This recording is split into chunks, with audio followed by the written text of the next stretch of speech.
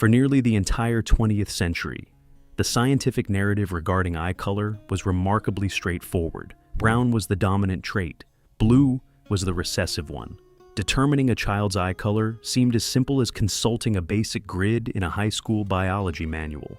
Every shade that didn't fit the dark brown mold, experts claimed, was merely a byproduct of a solitary genetic shift occurring somewhere in Northern Europe. The debate was considered settled, but it wasn't. When modern researchers finally unraveled the genetic code of ancient groups buried at the world's oldest prehistoric crossroads, they stumbled upon a reality the manuals never envisioned. The Middle East, a land traditionally synonymous with deep brown eyes, actually held one of the most intricate eye color profiles on the globe. At the heart of this unfolding mystery was the color hazel. To grasp the weight of this discovery, one must first look at the old scientific consensus. 10,000 years ago, every human on the planet possessed brown eyes. That fact is undisputed. Brown is the primal state, the result of a dense concentration of melanin layered within the front of the iris. Today, roughly 70 to 80% of the global population still retains this original genetic blueprint. The conventional story suggested that blue eyes emerged from a lone founder mutation, a microscopic glitch within the HERC2 gene located on chromosome 15. This mutation acted like a biological toggle. It didn't create pigment itself. Instead, it governed a neighboring gene known as OCA2, which dictates the volume of melanin produced in the eye.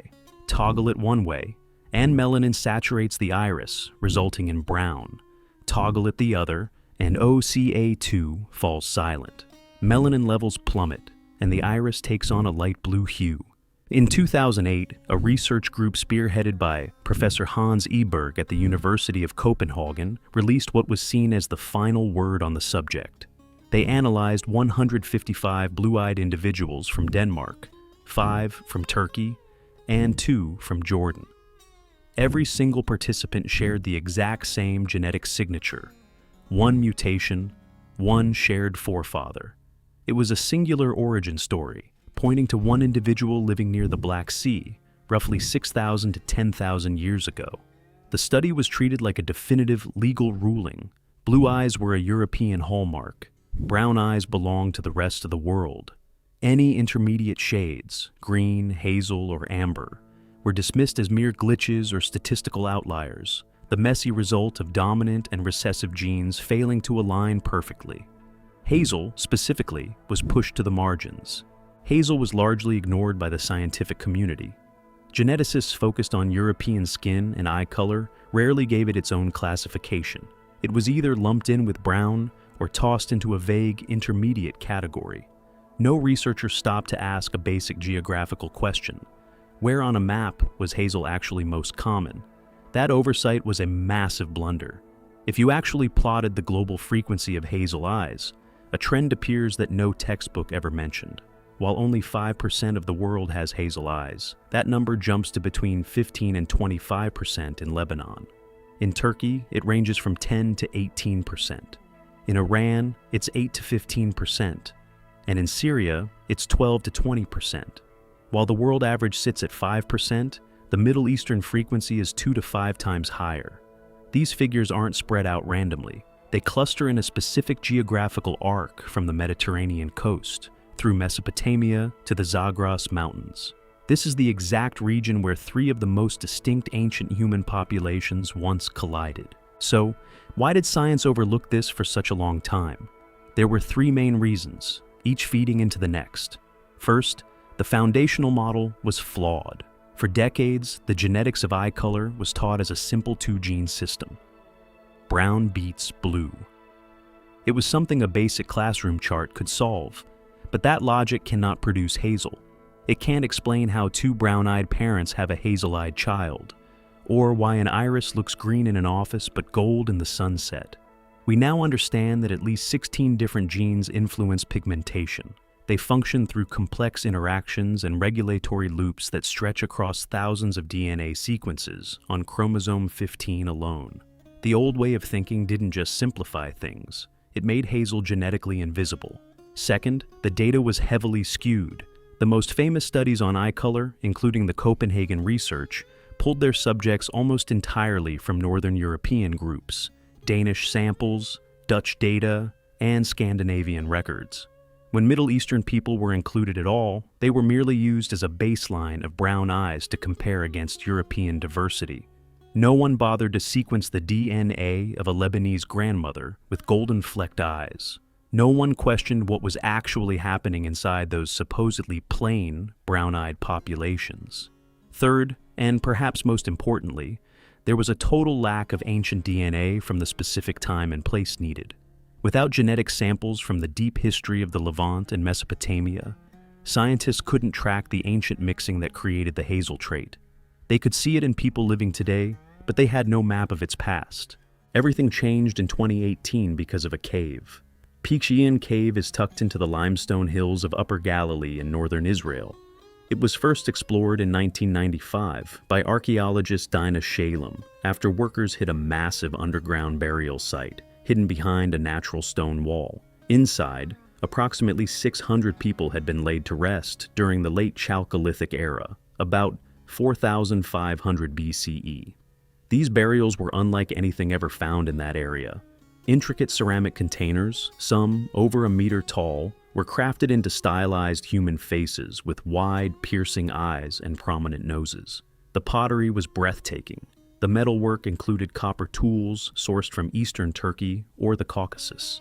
None of it aligned with the cultures that came before or after it in the Levant.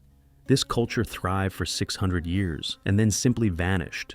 For 30 years, researchers were haunted by one question: who were these people?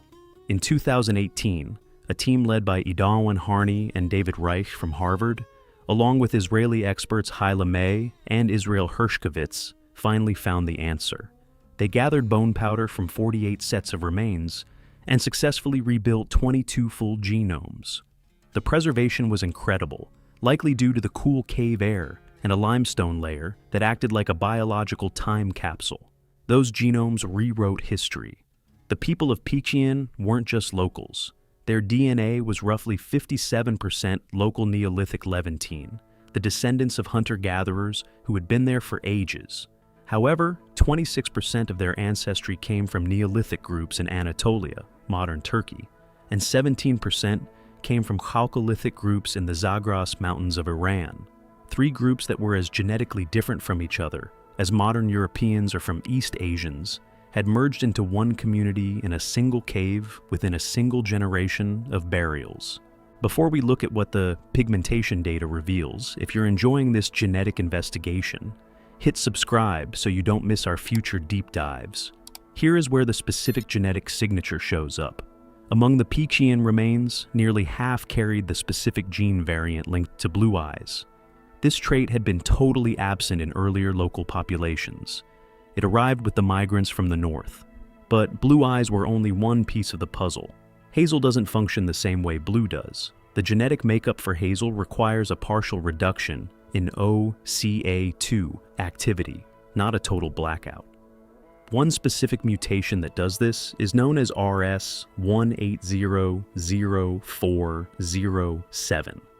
A tiny change in the OCA2 gene that swaps one amino acid for another at a specific spot. This variant doesn't kill off melanin production. It dims it just enough to turn a solid brown iris into that shifting layered spectrum of gold and green we call HAZEL. In these eyes, the melanin doesn't vanish. It moves. It bundles up around the pupil and thins out toward the edges, creating a sunburst look. Then, physics takes over. Light hits the iris and enters the areas with low melanin, causing shorter wavelengths of light to scatter back toward the observer. This blue light mixes with the remaining gold pigment, making the eye look green. If you change the angle of the light, the ratio shifts. Green turns to amber, and amber turns back to brown. The pigment hasn't moved an inch, only the light has changed. Now, the three main pieces of evidence fall into place. First, the physical proof. The HAZEL green mutation is found almost exclusively in Europe and Southwest and Central Asia, appearing in up to 11% of certain groups. It is absent in East Asia and Sub-Saharan Africa. Its footprint perfectly matches the areas where ancient Anatolian and Iranian lines mixed with Mediterranean groups thousands of years ago. Second, this proves it isn't just a random occurrence. Hazel eyes don't just pop up wherever brown-eyed people live. They are concentrated specifically where these ancient lineages crossed paths. The RS18004007 mutation works differently than the blue eye switch. It isn't a weak version of blue. It is a totally separate genetic event brought into the Middle East by a distinct migration, resulting in a unique look. Third, the implications are profound. Hazel eyes in the Middle East aren't a modern fluke. They aren't the result of Crusader invasions, Ottoman rule, or recent European mixing. They are a 6,000-year-old signature written into the DNA during a massive merger in Near Eastern history. The local hunter-gatherers provided the brown-eyed base. The Anatolian farmers brought light color variants that had evolved since the Ice Age. The Highlanders from the Zagros added their own genetic layer. In the small arc where these three rivers of DNA met, the specific blend of light scattering we call Hazel was born. Still, not every scientist interprets the data the same way. Some point out that estimates for hazel eyes in the Middle East often rely on surveys rather than professional photography, and the line between light brown and true hazel is very thin. Others note that the RS18004007 mutation only explains a small part of the color. There might be other modifiers or local mutations that haven't been found yet. One study on the Silk Road found that people with the exact same blue-eye genes had very different chances of having gray or green eyes, depending on whether they were from the Caucasus or Central Asia. The same genetic hand played against different backgrounds yielded different results. There is clearly more to the story. Then there is the mystery of evolution. The blue-eyed trait shows signs of being selected for in Europe, meaning it gave people an advantage, like better light sensitivity or social preference. The hazel variant shows no such signal. It seems to have just drifted along, carried by the movement of people rather than any biological need.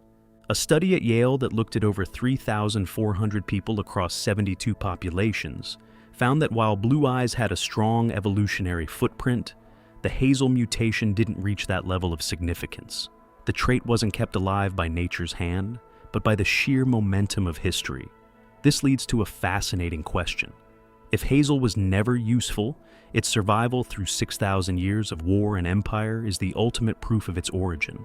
It didn't survive because it helped people see better. It survived because the three groups that created it never truly disappeared.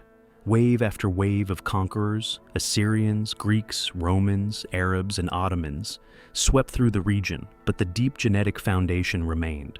Today, if you see someone in Beirut or Tehran whose eyes shift from green to gold in the light, you are witnessing an optical phenomenon 6,500 years in the making. There is no actual green or gold pigment in those eyes. There is only melanin arranged in a way that an ancient hunter-gatherer could never have imagined, shaped by farmers carrying seeds and light-eye genes through mountain passes. Light enters the iris and physics does the work. Blue light scatters through thin tissue, mixing with amber to create green. Shift your view and the color transforms. The color hasn't changed. Only you have moved.